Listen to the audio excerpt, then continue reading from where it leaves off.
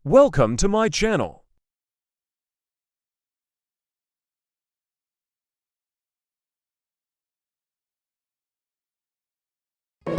Assalamualaikum warahmatullahi wabarakatuh.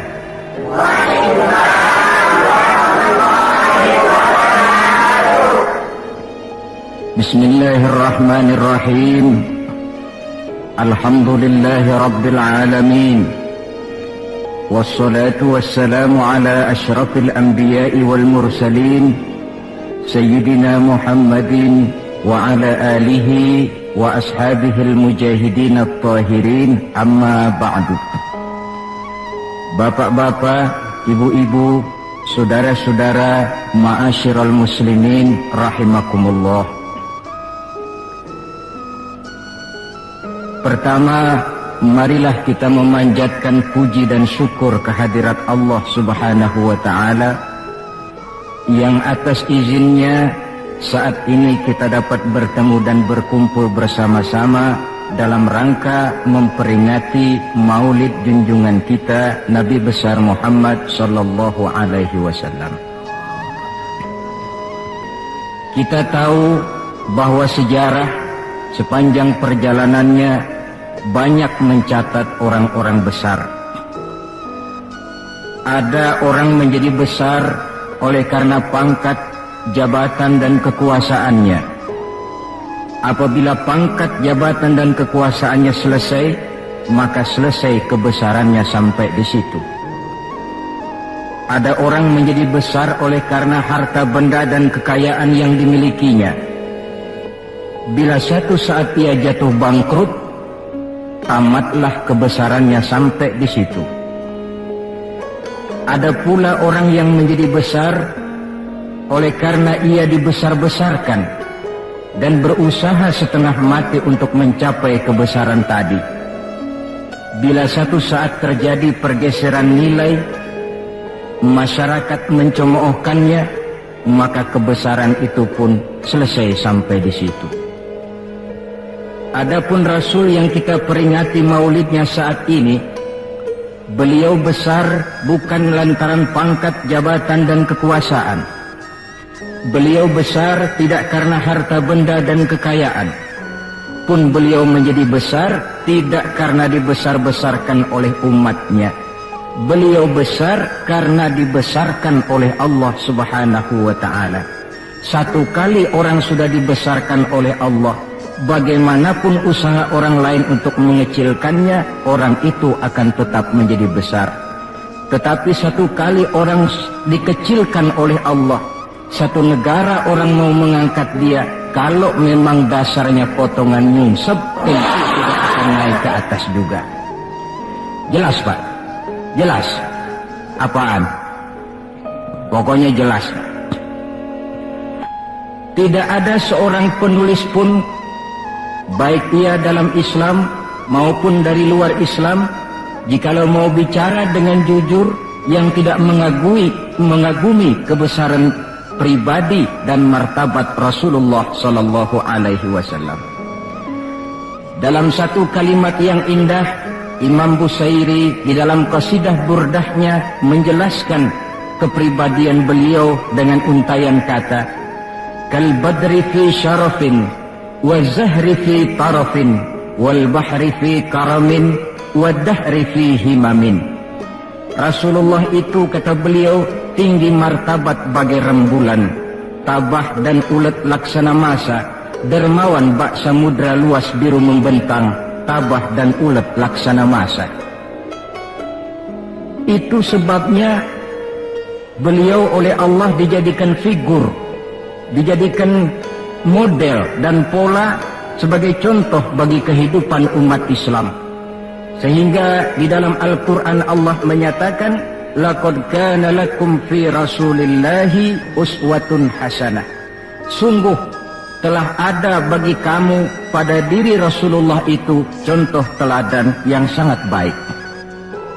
Timbul pertanyaan, mengapa Rasul menjadi contoh buat kita? Pertama, beliau menjadi contoh buat kita karena beliau manusia. hidup dan berjuang secara manusiawi. Kalau manusia disuruh mencontoh manusia, tentu wajar. Yang tidak wajar kalau manusia disuruh mencontoh jin atau malaikat. Maka dalam ayat Quran Allah menyatakan, laqad ja'akum rasulun min anfusikum. Sungguh telah datang kepadamu seorang rasul, yang rasul itu berasal dari jenis kamu manusia. Saudara-saudara, kalau rasul yang diutus Allah itu jin atau malaikat, kemudian berhasil di dalam tugasnya, barangkali kita tidak perlu kagum. Datang rasul ke dunia ini, rasulnya jin. Saya yakin satu dunia mungkin orang beriman semua, tetapi bukan karena ikhlas dan yakin, mungkin karena ngeri sama rasulnya. Bayangkan kalau rasul jin dia turun ke alam ini dengan segala macam tingkah polanya, mungkin orang sedunia akan menjadi beriman. Yang kedua, rasul menjadi contoh di dalam kehidupan kita karena pribadi beliau lengkap. Artinya, jikalau kita kebetulan seorang pemimpin, beliau juga pemimpin. Jikalau kita seorang jenderal, beliau memimpin tentara di medan perang. Jikalau kita seorang kepala rumah tangga, beliau punya anak dan istri. Jikalau kita seorang guru, beliau mengajar jamaah di masjid. Jikalau kita seorang pedagang, beliau pun pedagang yang jujur. Jikalau kita seorang mubalik, beliau juga berdakwah menyampaikan Islam kepada manusia. Di dalam keseluruhannya itu tercemin uswatun hasanah, contoh teladan yang sangat baik. Maka kehabisan alasan seorang muslim yang tidak mencontoh pribadi beliau. Oleh sebab itu ironi dan sangat kita sayangkan jikalau seorang muslim tahu betul sejarah kehidupan Benito Mussolini, dia hafal sejarahnya Adolf Hitler, dia tahu sejarahnya Napoleon Bonaparte, dia hafal benar ajarannya Karl Marx, tapi dia buta terhadap hidup dan kehidupan Rasulullah sallallahu alaihi wasallam. Saudara hadirin yang berbahagia, yang akan kita bicarakan pada kesempatan ini, bagaimana cinta Rasul kepada umatnya dan bagaimana sewajarnya cinta kita umatnya kepada beliau. Bahwa Rasul yang kita peringati maulidnya saat ini cinta betul kepada kita umatnya, dapat saya kemukakan beberapa data. Dari sini nanti kita introspeksi. Kalau tahulah kita begitu besar cinta Rasul kepada kita, apa tidak wajar kita juga cinta kepada beliau? Kalau logika ini sudah diterima, pembicaraan pun kita lanjutkan kepada bagaimana sih sebenarnya cinta kepada Rasul itu. Bukti pertama bahwa beliau cinta kepada kita. Saudara-saudara, menurut ukuran zaman sekarang, Rasulullah itu pan hidupnya miskin. Malahan ada satu doa yang sering beliau baca. Ini kalau doa ini saya kasih saudara-saudara, kira-kira mau diamalin nggak? Kalau saya terus terang belum mau. Doanya begini, dan ini sering Rasul baca. Allahumma ahyini miskinan, wa tawaffani miskinan, wa hasyirni yaumal qiyamah fi zumratil masakin. Ya Allah, hidupkan saya dalam keadaan miskin. Matikan saya dalam keadaan miskin dan kumpulkan saya di akhirat nanti bersama golongan orang-orang miskin. Yang tadi sudah kadang bilang mau diamalin ini ya. Saya sudah bilang tadi saya belum tapi mau. Kita baca dalam sejarah beliau itu rumahnya kecil. Tidurnya di atas pelepah daun kurma, kadang-kadang sampai berbekas di pipinya. Sarapan paginya seteguk air zam-zam, sepotong roti, kadang 3 butir kurma. Di tengah kemiskinannya Allah pernah menantang beliau dengan kata, "Wala sawfa yu'tika rabbuka fatardha." Ada enggak tuh di Quran? Ada. Surah apa? Pokoknya Quran dah ya. Walasawfa yu'tika rabbuka fatarda. Allah akan memberikan kepadamu wahai Muhammad apa saja yang menyenangkan hatimu. Apa yang kamu mau, ngomong saja, Allah berikan.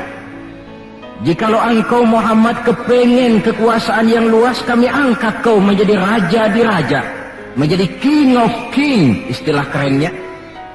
Jikalau kamu kepengen kaya Muhammad, itu Jabal Uhud sanggup menjadi bukit emas. Sehingga itu di dalam Barzanji diceritakan warawadathul jibalu bi an takuna lahu zahaban fa'aba. Jabal Uhud menawarkan diri menjadi bukit emas, tetapi Nabi menolak. Jikalau engkau wahai Muhammad kepingin wanita cantik, bilang saja anak siapa.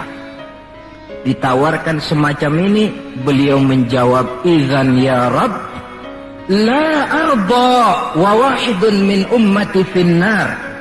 Kalau memang demikian ya Allah, apapun saja yang diberikan kepada saya, berikanlah saya kekuasaan yang luas, berikan saya emas sebesar Jabal Uhud, berikan saya kekayaan yang tak ternilai sekalipun, seluruhnya tidak akan sanggup menyenangkan hati saya selama saya dengar masih ada satu saja umat saya yang masuk ke dalam neraka. Ternyata di tengah kemiskinannya, tawaran harta tidak menggiurkan beliau. Tawaran kekuasaan tidak menggiurkan beliau. Yang difikirkan siang malam adalah keselamatan kita umatnya ini.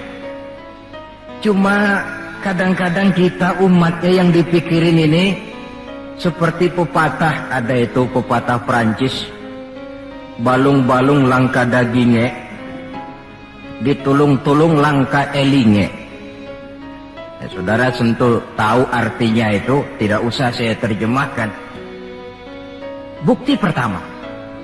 Bukti yang kedua, ketika turun perintah hijrah, ketika itu posisi umat Islam di Mekah sudah sangat terpepet. Sebagian sahabat sudah mengusulkan kita hijrah saja ya Rasul. Kata Rasul, sabar mas, hijrah sehijrah, tapi ini komando belum turun.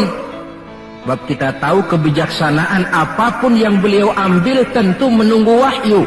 Wa ma yantiqu 'anil hawa in huwa illa wahyu yuha. Nah, lantas ketika benar-benar turun itu perintah hijrah, beliau pidato di depan para sahabat, saudara-saudara, perintah hijrah sudah turun. Berangkatlah tuan-tuan lebih dulu ke Madinah. Lalu anda sendiri kapan ya Rasul? Saya belakangan. Kenapa mesti belakangan? Tuan-tuan harus tahu, yang dicari, yang dikejar-kejar, yang diancam akan dibunuh itu saya. Jikalau kita hijrah bersama-sama ke Madinah, kita akan dikejar-kejar terus. Tapi kalau tuan-tuan berangkat lebih dulu ke Madinah, sementara saya tetap berada di kota Mekah ini, tuan-tuan akan sampai ke kota Mekah dengan tenang dan selamat, sebab saya yang mereka cari masih tetap berada di kota Mekah. Keadaan begitu kritis, tapi umatnya dulu disuruh hijrah, beliau bertinggal di kota Mekah menghadang mara bahaya. Ini rupanya pemimpin lebih mementingkan keselamatan orang yang dipimpinnya daripada keselamatan dirinya sendiri. Enggak mentang-mentang turun perintah hijrah terus ngepak koper, udah ya gue duluan. Tidak, umatnya yang disuruh berangkat dulu, keselamatan umatnya yang dipikirkan, cintanya kepada umatnya. Bukti yang ketiga, saudara-saudara, bahwa Rasul cinta kepada kita. Dikala beliau akan datang ajal, hari Senin tanggal 12 Rabiul Awal seperti hari kelahirannya. Dikala itu sakit beliau sudah agak payah. Datang waktu subuh di Madinah ini, Bilal pun azan di masjid. Selesai azan, sebagian sahabat melakukan sholat sunnah qobliyah, lalu menunggu kedatangan baginda Rasul sallallahu alaihi wasallam untuk mengimami sholat subuh. Lantaran ditunggu lama tidak datang, akhirnya Bilal diutus menjemput baginda Rasul. Ketika sampai di rumah, beliau berkata, Bilal, sakitku sudah agak payah ini. Rasa-rasanya tak kuat lagi aku jadi imam. Kau kembalilah ke masjid, sampaikan ini kepada semua sahabat dan minta kesediaan Abu Bakar menjadi imam. Bilal dengan muka sedih dan air mata berurai membasahi pipi, berangkatlah ke masjid. Saudara-saudara, baginda Rasul sudah tidak kuat lagi mengimami sholat. Beliau perintah Abu Bakar untuk menjadi imam. Kata Abu Bakar, saya tidak mau jadi imam kalau baginda Rasul masih hidup. Ini termasuk akhlak, etika para sahabat. Akhirnya satu masjid nangis semua. Sholat subuh belum nangis. Sampai tangisan itu kedengaran ke rumah Nabi. Beliau berkata kepada putrinya Fatimah, coba kau lihat kenapa orang di masjid nangis. Setelah Fatimah kembali lapor, Abah, mereka sedih karena sadar bahwa saat berpisah sudah hampir datang. Kalau begitu, suruhlah Bilal kemari. Datang Bilal, dipapah Rasul berangkat juga ke masjid mengimami sholat. Sholatnya ringkas karena beliau sakit. Dan memang beliau juga mengajarkan, idza amma ahadukumun nas falyukhaffif. Kalau kamu jadi imam, ringankan sholatmu. Kalau jadi imam jangan panjang-panjang. Sebab apa? Di belakang kamu yang jadi makmum itu orangnya tidak sama semua. Ada orang tua yang diri saja sudah payah. Ada orang yang punya penyakit darah tinggi, kalau sujud kelamaan kepalanya ngebet. Ada yang habis sholat janji mau terima duit, kakinya sudah gatal kepengen pulang. Kalau jadi imam jangan lama-lama, kata Rasul. Tetapi kalau kamu sholat sendirian, falyutawil masya'a, persilahkan sepanjang yang menurut kamu mau. Jangan mentang-mentang sudah dipilih jadi imam, overacting. Jadi imam sholat isya, rakaat pertama selesai Fatihah surah Baqarah. Rakaat kedua selesai Fatihah surah Yasin. Namanya makmum, tidak punya alternatif, tidak punya pilihan. Ikut sih ikut, tapi kan hatinya kan ngedumel.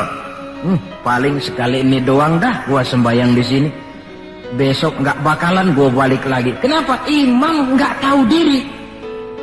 Jadi bahasa lain, kalau dalam bahasa sosial ini, imam harus ngerti aspirasi makmum. Pemimpin mesti tahu kehendak orang yang dipimpinnya. Kalau tidak, yang akan timbul pasti partisipasi semu. Yang saya khawatir, kalau makmum dipaksa mengikuti maunya imam, yang akan makin subur ialah timbulnya mental-mental munafik. Manis jika berhadapan, balik belakang lain bicara. Pandai bermain minyak di atas air, tapi pada gilirannya menggunting dalam lipatan, menjegal kawan seiring. Sopannya kayak belangkon, depan rata, belakang ngepelin. Tentu kan tidak enak timbul partisipasi yang semacam ini. Selesai sholat, baginda Rasul bangun, lalu pidato singkat di depan para sahabat. Saudara-saudara, rasa-rasanya saat berpisah sudah akan datang. Lama kita bergaul, tentu sedikit banyak terjadi kesalahan yang saya lakukan. Maka barang siapa yang pernah saya pukul tanpa saya sengaja, balaslah sekarang. Barang siapa yang hartanya pernah saya ambil tanpa alasan yang hak, silahkan dia tuntut dari saya. Mana ada pemimpin menjelang wafat ini minta dipukul oleh umatnya. Hening suasana, sahabat terfekur semua, berurai air mata. Di dalam keheningan yang demikian rupa, tiba-tiba seorang sahabat bangkit. Saya ya Rasul. Ada apa? Sahabat itu namanya Sawad, sesuai dengan namanya, orangnya rada hitam. Ya Rasul, dalam satu peperangan Tuan mau mecut onta. Tuan sih mungkin nggak lihat bahwa saya di belakang onta itu. Saya kena pecut. Jadi bagaimana? Ya saya nuntut balas dong. Ini sahabat yang lain jengkel nih, Sawat gila juga. Orang sudah mau berpisah begini masih nuntut balas. Baik Sawat, Umar tolong ambilkan cambuk. Sayyidina Umar sambil nyerahin cambuk. Sawat, kalau bahasa kita gua talangin aja dah. Gak usah Rasul, saya lah saja yang kau cambuk. Kata Nabi Umar, biar dia kena cambuk saya, biar dia balas saya. Silakan Sawat. Ya Rasul, apalagi? Waktu saya kena cambuk Tuan, saya nggak pakai baju. Jadi biar seri dong. Tuan juga bukalah baju Tuan. Baik, Rasul buka bajunya. Ketika baju sudah dibuka, Sawat buang cambuk itu. Dia berlari merangkul badan Rasul seerat-eratnya. Sampai sebagian sahabat makin bingung. Ini apa maunya Sawat? Ya Rasulullah, saya tahu sebentar lagi kita akan berpisah. Saya tidak tahu apa di akhirat nanti kita bisa kumpul. Kalau saya untung masuk surga, mungkin kelas saya di surga lain dengan kelas Tuan. Itu kalau saya ke surga. Kalau saya nggak ke surga, sudah terang kita nggak akan ketemu. Maka sebelum saya berpisah dengan Tuan, saya kepengen kulit badan saya yang hina ini bersentuhan dengan kulit badan Tuan yang mulia. Kalau saya nggak akal-akalin begitu, Tuan nggak bakalan buka baju katanya. Oh, rupanya itu yang dimaui Sawat. Sehingga Rasul dalam keharuannya beliau berkata, siapa yang ingin melihat contoh salah seorang penduduk surga, lihatlah Sawat ini, karena dia cinta benar kepada saya. Setelah itu beliau kembali ke rumahnya, berkata kepada putrinya Fatimah, kalau ada tamu bilang Abah sudah tidak bisa terima tamu. Baik Abah. Sementara Allah memerintahkan malaikat maut datang. Malaikat maut turun kau ke alam, ambil roh kekasihku Muhammad. Turun malaikat maut dalam bentuk manusia. Ketuk pintu, keluarlah Fatimah putri baginda Nabi. Tuan, maaf saja, ayah tidak terima tamu. Katakan, saya yang datang. Melihat roman muka orang ini, Fatimah gemetar seluruh badannya, lalu kembali kepada ayahnya. Ayah, ada tamu. Saya bilang ayah tidak terima tamu. Dia malah berkata, katakan saya yang datang. Melihat roman mukanya, gemetar seluruh tubuh saya. Hebat orang ini. Siapa sih ayah? Baginda senyum. Fatimah, kau tahu siapa yang datang? Tidak tahu ayah. Yang datang itu Fat, hadimul lazat wa qati'us syahawat. Yang datang itu Fat, dialah yang menghancurkan seluruh kesenangan dunia. Dia yang memisahkan kita dengan semua yang kita cintai. Yang datang itu malaikat maut Fat. Suruh dia masuk. Ketika malaikat maut masuk, ya malaikat maut sudah datang saatnya. Ya Muhammad, aina Jibril? Malaikat Jibril di mana? Sebentar lagi dia datang. Ketika turun malaikat Jibril, baginda Nabi bertanya, akhbirni ya Jibril, ma li indallahi minal karamah. Wahai Jibril, tolong beritahu saya, kalau sebentar saya menghadap Allah, kehormatan apa yang diberikan Allah kepada saya? Tidak usah khawatir Muhammad, kata malaikat Jibril. Inna abwabas sama qad futihat wal malaikatu saffu sufufan yantaziruna li ruhik. Pintu langit sudah dibuka. Malaikat sudah berbaris menunggu kedatangan rohmu yang suci. Alhamdulillah. Kalau itu saya ya? Iya. Kalau umat saya bagaimana Jibril? Umat saya. Umatmu? Iya. Umatmu juga jangan khawatir Muhammad. Allah sudah memberikan fasilitas. Kata Allah, inni haramtul jannata ala sairil umam hatta tadkhulaha ummatuka. Surga ku haramkan buat seluruh umat, kecuali kalau umatmu Muhammad sudah masuk ke dalamnya. Ini fasilitas. Jadi sungguh pun kita umat terbelakang menurut abjad, tapi disuruh diberi fasilitas masuk surga lebih dahulu ketimbang umat-umat yang lain. Alhamdulillah, kalau begitu legalah saya, kata Nabi. Mari malaikat maut persilahkan, saya ikhlas. Lalu diambillah ruh beliau perlahan-lahan, naik ruh itu ke lutut, ke pusat, ke dada, sampai ruh di tenggorokan. Fatimah dekatkan telinganya ke bibir ayahandanya yang mulia itu. Suara terakhir yang sempat direkam oleh Sayyidatuna Fatimah, bisikan terakhir menjelang wafat, 3 kalimat. As-shalah, as-shalah, an-nisa, ittaqun nisa, ummati, ummati.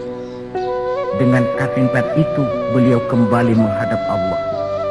Solat, jaga solat. Wanita, lindungi kaum wanita. Umatku, umatku.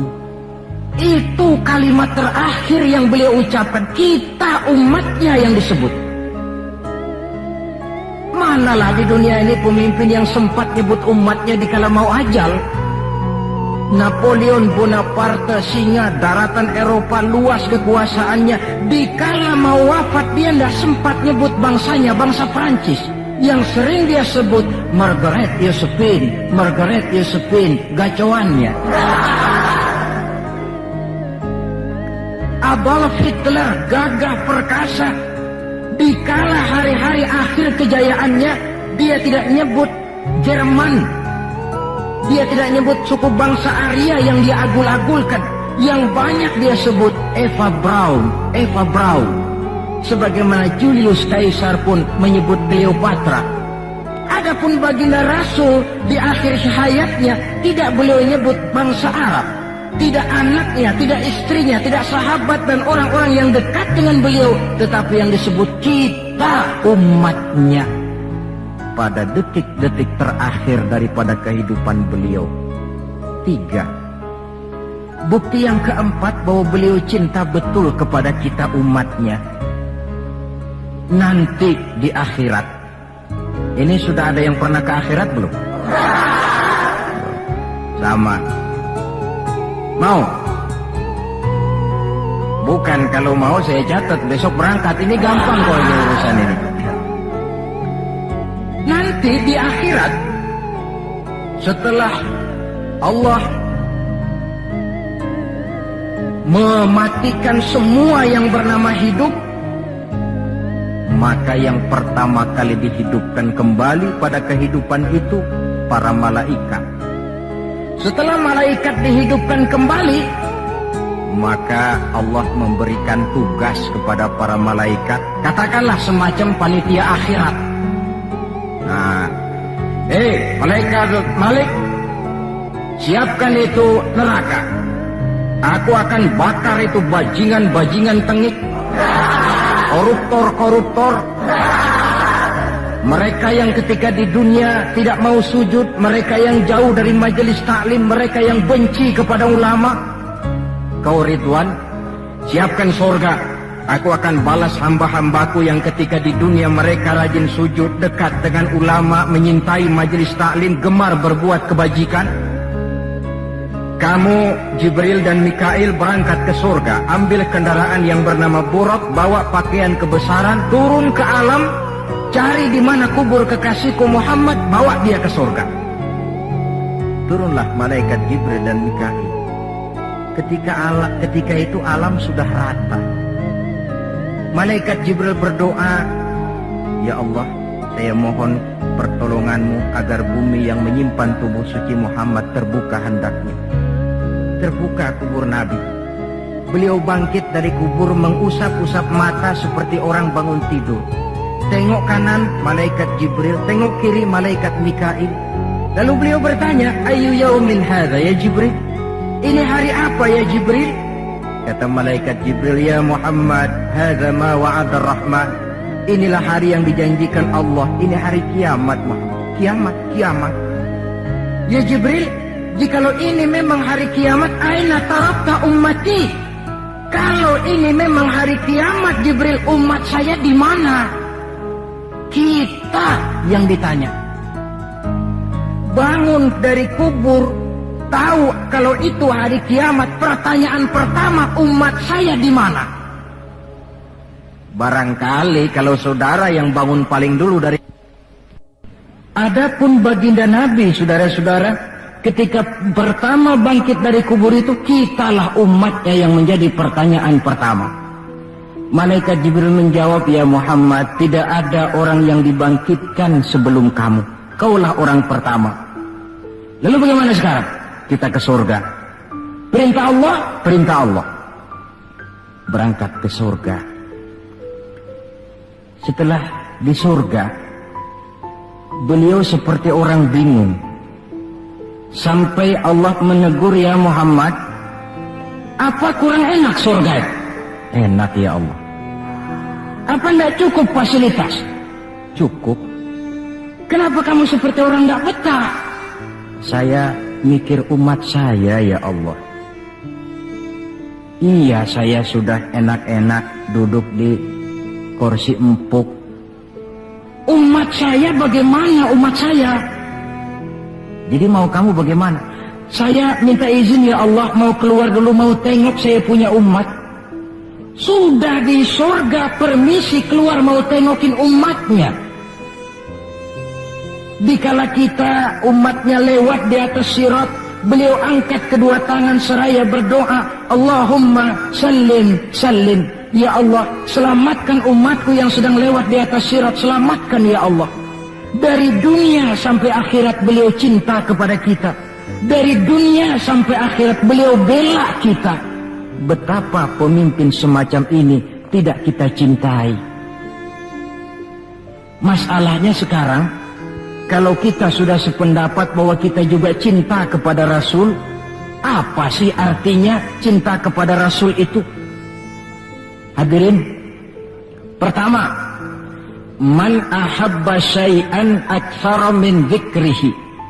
Siapa yang cinta sesuatu, dia tentu banyak menyebut yang dia cintai. Ini tandanya orang cinta, banyak nyebutin. Kalau saudara cinta kepada harta, tentu kalau ngobrol yang banyak saudara sebutin harta. Kalau saudara lagi ngobjek tanah, seneng cinta sama tanah, asal ngobrol di warung mesti tanah yang dimeterin. Walaupun tanah orang. Kalau saudara kebetulan sedang jatuh cinta kepada seorang perempuan, bahkan dalam tidur pun kebawa-bawa namanya saudara sebut. Orang yang cinta sesuatu, dia banyak menyebut yang dia cintai. Cinta kepada Nabi, banyak menyebut Nabi. Menyebut Nabi apa lalu? Muhammad, Muhammad, Muhammad, Muhammad. Tentu bukan.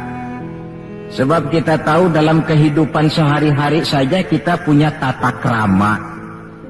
Gubernur lewat, tentu tidak berani kita secara langsung menyebut namanya. Mesti kita berkata, itu ada Bapak Gubernur lewat. Kita sebutlah predikatnya. Itu ada Bapak Menteri lewat. Itu kepada pejabat.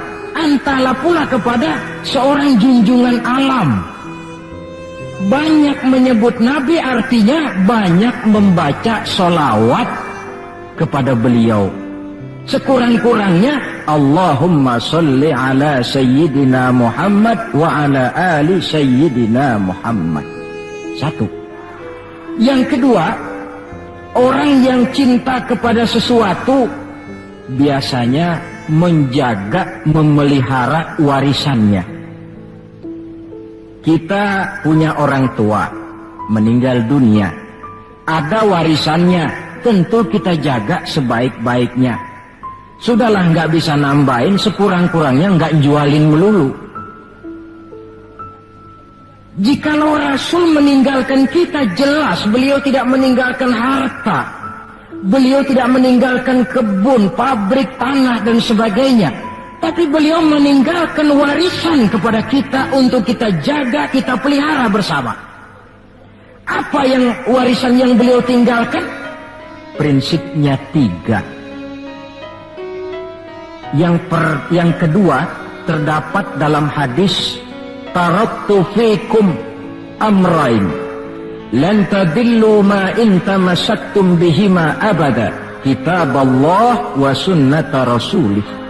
Aku tinggalkan kepadamu 2 perkara yang jikalau kamu mau berpegang teguh kepada keduanya, kau tidak akan sesat untuk selamanya. Quran dan sunnah Rasul. 2. Warisan yang ketiga dalam hadis, al-ulama warasatul anbiya. ulama adalah ahli waris Nabi. Kalau demikian, maka warisan Nabi itu 3: Quran, sunnah, ulama. Inilah warisan yang perlu kita jaga, warisan yang perlu kita pelihara, yang kita laksanakan dan terjemahkan di dalam kehidupan kita. Mari kita lihat. Warisan pertama, Quran. Kitab suci bagi kita umat Islam. Bagaimana cara kita memelihara warisan yang namanya Quran ini? Pertama, usahakanlah agar membaca Quran menjadi salah satu hobi di dalam kehidupan kita. Kata Nabi, innal ladzi laisa fi jawfihi syai'un minal Qur'an kal bait. Orang yang dari tenggorokannya tidak pernah keluar ayat Quran barang sepotong pun, belum pernah ngaji barang seayat pun, itu orang, kata Nabi, kayak rumah kosong. Rumah biar bagus, potongan Spanyol, gede, mahal, kalau kosong kan angker. Kuntilanak, tuyul, memedi, betah di situ.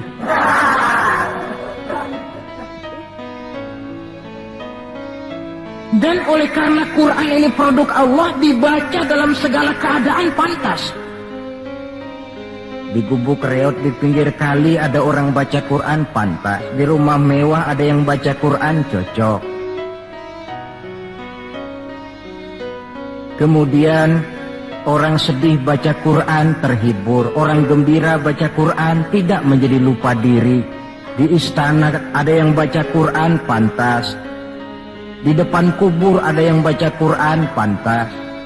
Orang kawin dibacakan Quran, bagus. Orang mati dibacakan Quran juga cocok. Lantaran dia produk Allah. Setelah membacanya, lalu meningkatkan kepada tahapan yang kedua, mencoba memahami isinya. Lewat segala kesempatan yang memang mungkin, entahlah dengan jalan mengaji, tukar pikiran, diskusi, banyak membaca, tetapi tentu dengan catatan bahwa kita memahami Al-Quran ini tidak bisa mengandalkan kemampuan intelektual semata-mata, seperti yang banyak gejalanya terjadi di zaman sekarang ini, di mana orang mencoba menggali hakikat Quran dengan mengandalkan kemampuan intelektualnya. Kadang-kadang bahasa Arab saja nggak ngerti, dia gali Quran cuma sekedar lewat terjemahannya. Yang saya khawatir akan timbul kecenderungan di mana orang mikir dulu baru nyari ayat. Akhirnya ayat Quran dicocok-cocokin sama pikirannya. Bukan ada ayat dipikirin, tapi malah mikir dulu baru mencari ayat. Saudara hadirin, munculnya pesantren-pesantren kilat dalam upaya memahami Islam. Secara pribadi saya bersyukur, merasa gembira, tetapi yang saya sayangkan jikalau dengan pesantren kilat itu lalu merasa bahwa diri sudah cukup. Setelah nyantren 1 minggu pesantren kilat, keluar pesantren sudah kayak pendekar. Ulama anu salah, kiai anu nggak bener, ustadz anu salah, semua ulama-ulama salah. Baru nyantren seminggu sudah semuanya salah. Lebih celaka lagi kalau nanti upaya memahami Islamnya, ini dalam bahasa sosialnya disebut frame of reference, seperti orang buta kenal gajah, yang mati-matian mempertahankan teori bahwa gajah itu tipis dan lebar seperti kipas, cuma karena kebetulan yang dia pegang baru sekedar telinga gajah. Maka upaya memahami Al-Quran tidak bisa dilepaskan kaitannya dengan bantuan orang yang ahli di bidang itu. Barangkali sudah banyak terjemahan Quran di dalam bahasa Belanda, bahasa Inggris, apalagi bahasa Indonesia, yang agak sulit sekarang mencari terjemahan Quran di dalam kehidupan kita. Saya sering ambil contoh ringan, umpamanya nih sensus versi saya. Konon kabarnya, menurut kata yang empunya cerita, penduduk Indonesia ini 90% beragama Islam, betul kan?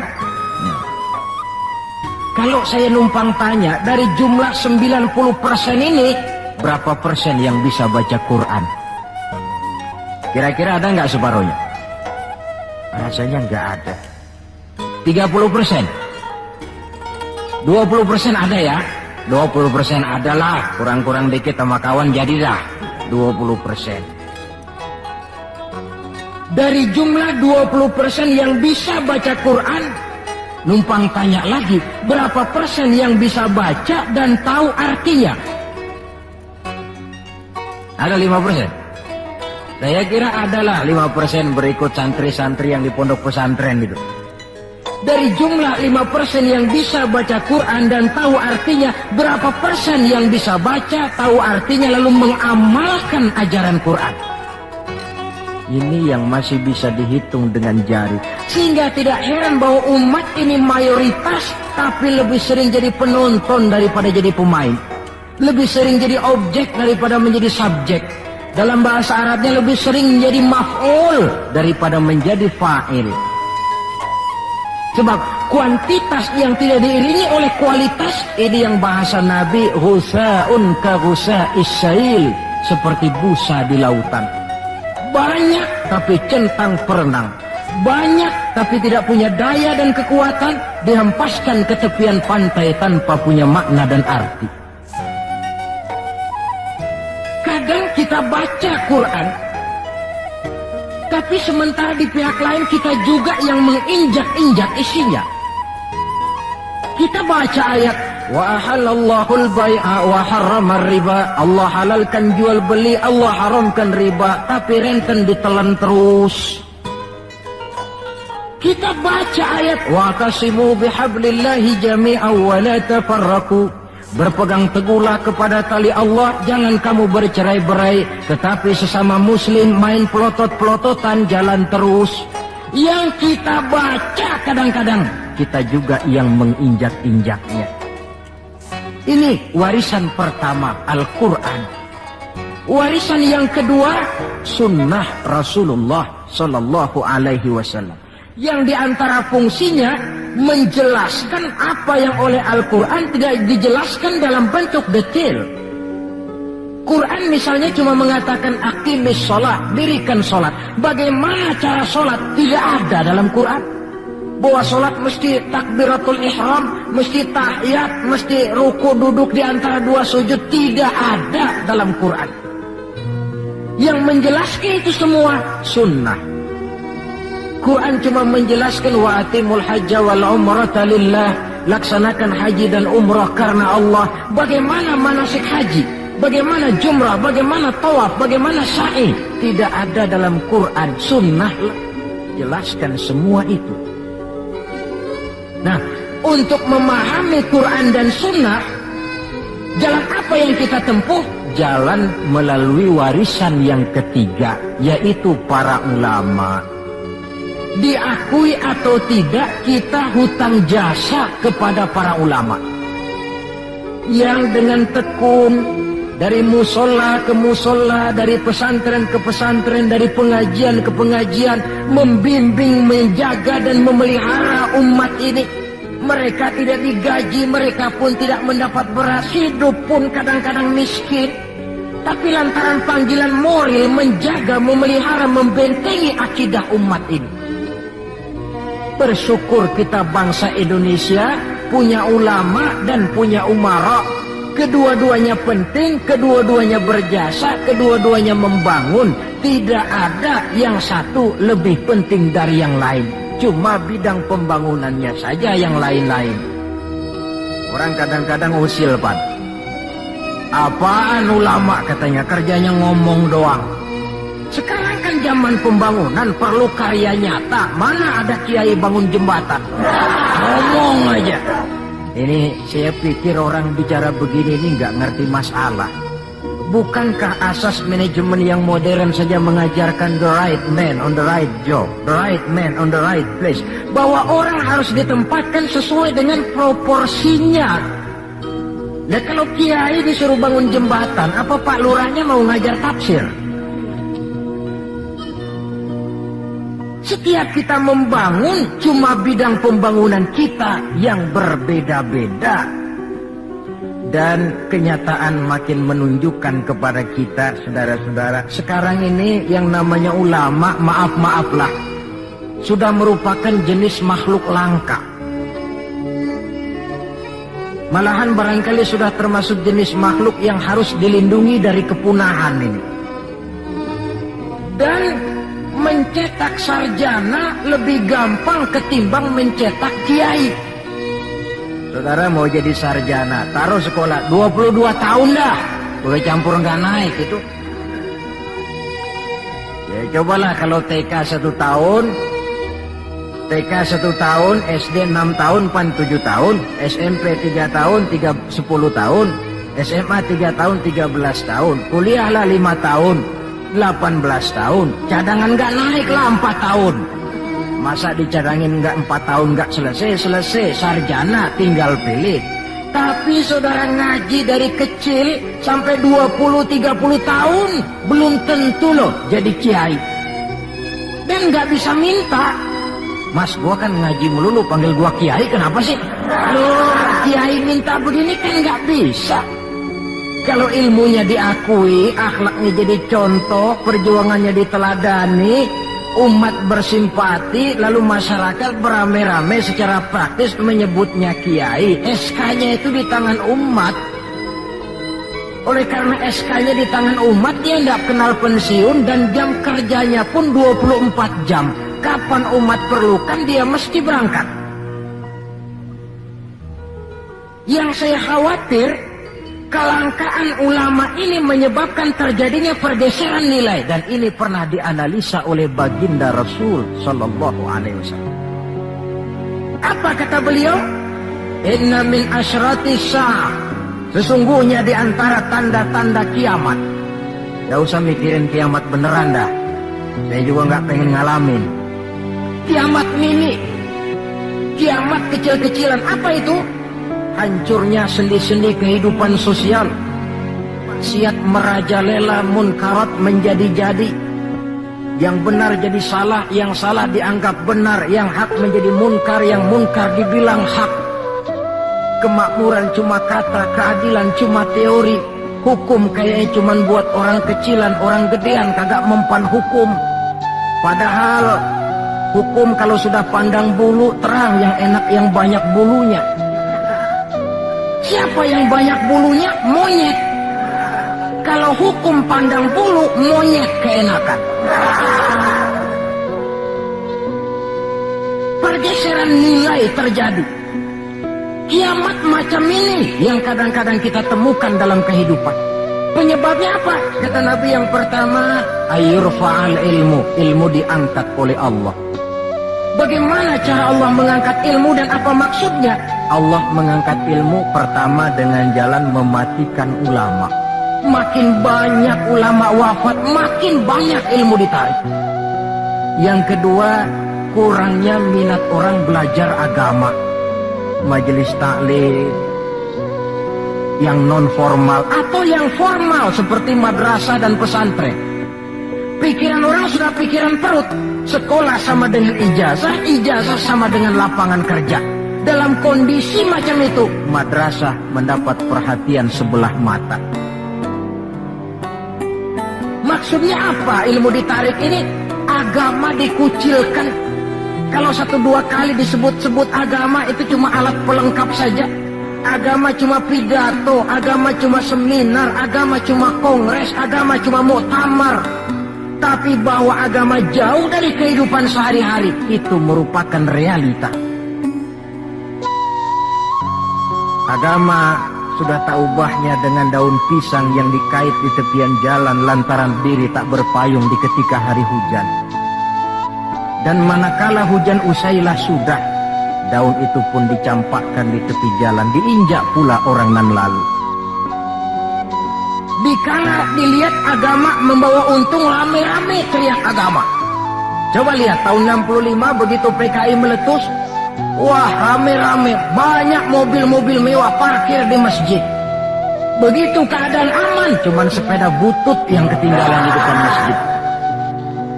Ini yang Allah jelaskan watak begini ini. Kullama adha'a lahum masyaw fih wa idza azlama alaihim qamu. Mentalitas munafik. Waktu terang mereka berangkat, waktu gelap mereka mandek. Ketika di Islam dilihat ada untungnya, rame-rame teriak Islam. Asal ada untungnya, Pak, saya Islam Pak, KTP saya aja Islam. Waktu ada untungnya. Tapi ketika diminta berjuang, dituntut berkorban, yang lain dulu dah, yang lain dulu. Nah, kalau ilmu sudah ditarik, timbul ekses berikutnya. Apa kata Nabi? Wa yuzharul jahlu, nampak kebodohan di mana-mana. Lantaran ulama tidak ada yang menjelaskan halal haram, hak batil, ma'ruf munkar, tidak ada. Orang hidup menurut seleranya, timbul permissive society.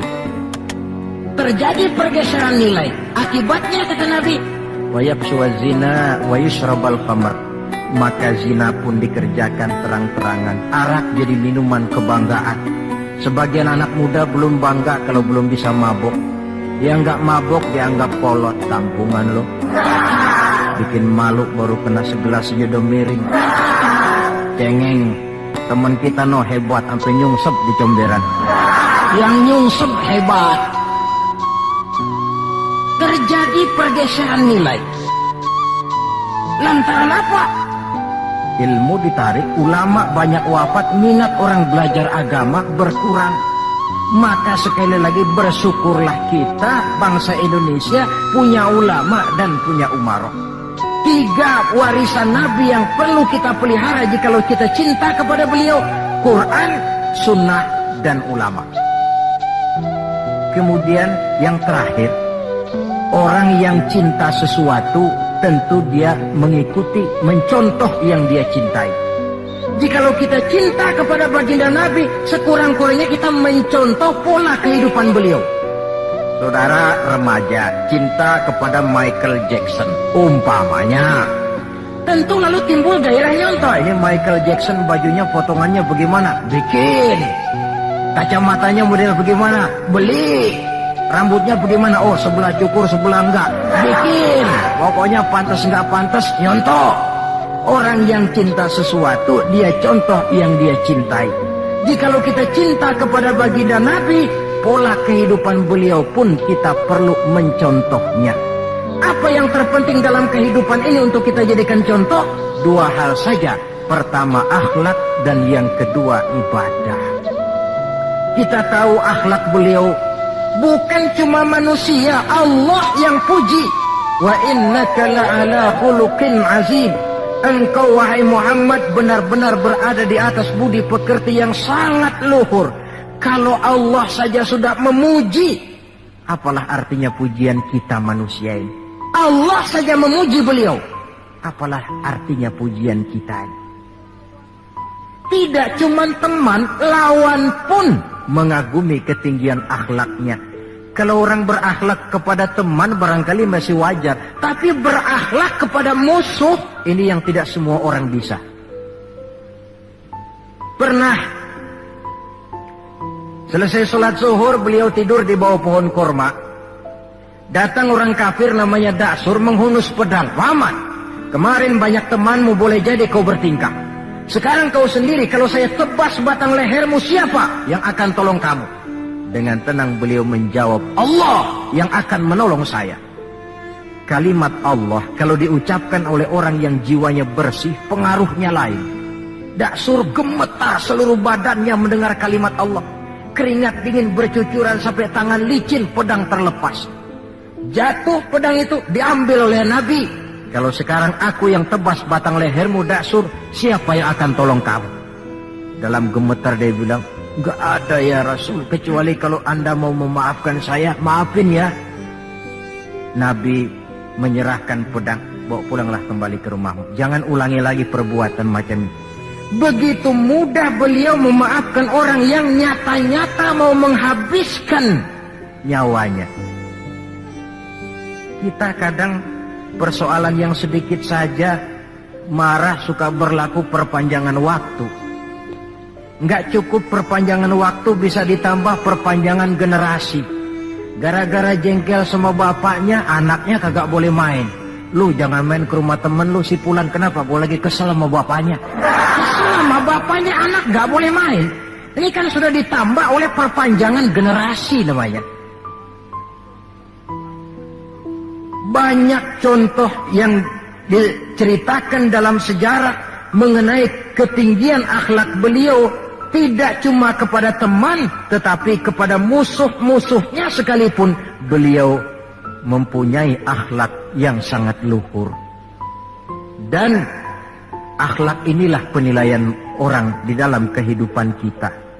Seorang rendah yang akhlaknya tinggi jauh lebih baik daripada seorang besar dan tinggi, dalam arti entah jabatan, harta, kekuasaannya, tetapi berakhlak dan bermoral rendah. Dan jangan lupa, kehancuran suatu bangsa selalu dimulai dengan kehancuran moral daripada bangsa itu sendiri. Kita cukup prihatin yang hidup di abad 20 ini, insya Allah lah kita nggak akan mengalami banjir sebesar banjirnya Nabi Nuh. Tapi banjir abad ini polanya lain. Banjir maksiat dan munkarat, banjirnya peradaban dan kebudayaan yang menghancurkan moral anak-anak kita, banjirnya paham-paham yang menghancurkan, sekurang-kurangnya mendangkalkan kita punya akidah. Terhadap banjir-banjir semacam ini kita perlu punya kapal supaya selamat diri, selamat keluarga, selamat generasi yang akan datang dari segala macam banjir yang tidak kita inginkan. Nah, untuk mencontoh akhlak beliau inilah kita perlu membaca, mempelajari peri kehidupan beliau. Akhlaknya ketika menjadi pedagang, akhlaknya ketika memimpin tentara, akhlaknya dalam kehidupan di rumah tangga, akhlaknya kepada para sahabat, akhlaknya menghadapi musuh sekalipun. Bukankah sejarah juga yang menceritakan kepada kita, pada waktu dakwah ke Taif beliau bukan disambut malah disambit. Ketika itu turun malaikat Jibril, ya Muhammad, kalau kau mau orang yang melontari kau dengan batu hancur, sekarang ini juga aku timpa mereka dengan Jabal Uhud biar mampus semua. Kata Nabi, jangan ya Jibril, saya ini diutus bukan untuk menghancurkan orang, saya ini rahmatan lil alamin. Jadi mau kamu apa? Saya cuma mau berdoa buat mereka. Allahumma hdi qaumi fa innahum la ya'lamun. Ya Allah, berikan hidayah, petunjuk kepada kaumku yang tadi melontari aku dengan batu lantaran mereka tidak tahu. Karena tidak tahu maka mereka lontari aku dengan batu. Andai mereka tahu, itu tidak akan mereka lakukan. Sudahlah dilontari batu, yang melontari batu malah didoakan dan doanya pun bagus. Akhlak di dalam kehidupan. Hal kedua yang mau kita contoh adalah ibadah. Hadirin, kalau ada satu-satunya manusia yang sudah mendapat jaminan ampun dari segala dosa, itu cuma baginda Nabi orangnya. Liyaghfira lakallahu ma taqaddama min dzambika wa ma ta'akhkhar. Ya Muhammad, dosamu yang dulu, yang sekarang, yang akan datang, jikalau memang ada, semuanya sudah dijamin ampun oleh Allah. Tapi makin diampuni, makin banyak ibadahnya. Lantaran sandaran vertikalnya benar, beliau dekat dengan Allah. Lantaran Allah dekat, pertolongan selalu datang. Bukankah manusia cuma pandai berusaha dan berusaha, namun kepastian sepenuhnya di tangan Allah. Kesanalah kita perlu berhubungan secara baik supaya maksud dan tujuan kita terlaksana. Nah, ibu-ibu dan bapak-bapak, maafkan saya agaknya cuma sekedar inilah yang dapat saya sampaikan pada pertemuan kali ini. Mudah-mudahan cinta kita kepada baginda Rasul bisa kita wujudkan dengan pertama, banyak membaca sholawat kepada beliau. Yang kedua, menjaga warisan yang beliau tinggalkan, Quran, sunnah, dan ulama. Dan yang ketiga, mencontoh beliau sesuai dengan batas kemampuan kita sebagai manusia. Sekian dan demikianlah, lebih kurang mohon maaf. Usikum wa iyaya bitaqwallah. Wassalamualaikum warahmatullahi wabarakatuh.